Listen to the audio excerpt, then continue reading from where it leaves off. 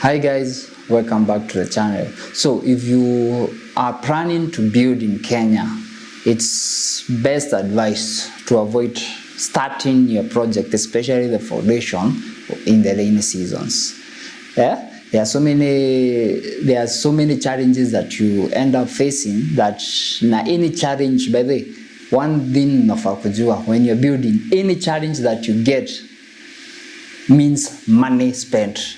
Ukaisikia nilipata challenge ama kuna challenge ya maji, hiyo ni lazima ujue penye hiyo maji itatoka, na hiyo ni pesa unatumia. So any challenge that you experience when you're building, that means an expense on your side, you as the owner.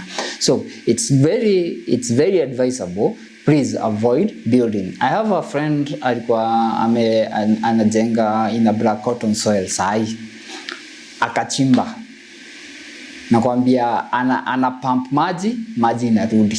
Saa hiyo place imebidi ametoka. He has withdrawn from continuing the project till the rains comes ziishe. So it's highly advisable to avoid building in the rainy seasons. First of all, especially the foundation.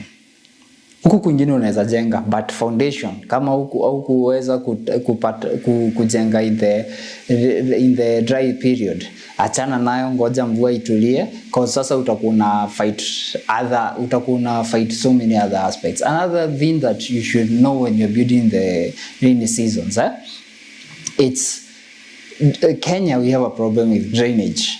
Na hiyo drainage inaletanga maji. Na sasa kama maji yote imeelekezwa kwa na any plot of land that is free, watu wengi elekeza maji hapo. So if you are building now na plot yako ndo imeelekezwa maji hapo, now that's another problem. Another thing ni roads za Kenya si poa.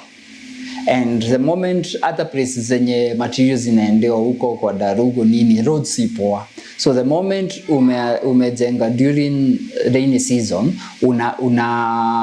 uta experience delays of materials coming to your site. Uta experience so many delays. Na delays on your side means expense cover. Lazima hiyo by the way, si hao wenye wanakuletea mzigo watalipa hiyo expense, because wewe umeshaita mafundi. Imagine umeita mafundi, mchanga ilikuwa ifike leo saa 2, imefika saa 7. Hiyo masaa ni unalipa, si mafundi na si mwenye amechelewa. It's you as the person building mwenye ana cover that cost. So it's good to avoid starting mjengo wakati wa mvua, because of access to materials na drainage, na pia maji inaweza kusumbua. But if you are building in a place kuna loam soil, hiyo si issue kubwa sana. The good things about rains in Kenya is you come during the night, mchana mko free. So but it's highly advisable. Just rainy season ya Kenya si refu. Kama sasa ilianza March, hapo katikati ya March, sasa tuko April. So itaenda mpaka kitu May hapo to 15. So from that's only a period of 1.5 months.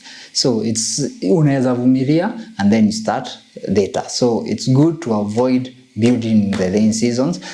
And please, kama uko na mbio, jua you are going to pay for that expense, that challenge, any challenge that uta meet when you're building, it's you who will meet that expense. So thank you. Hope you remember to share, like, subscribe, and also hit the bell icon for you to be notified each and every time a new video is on. See you next time. Thank you.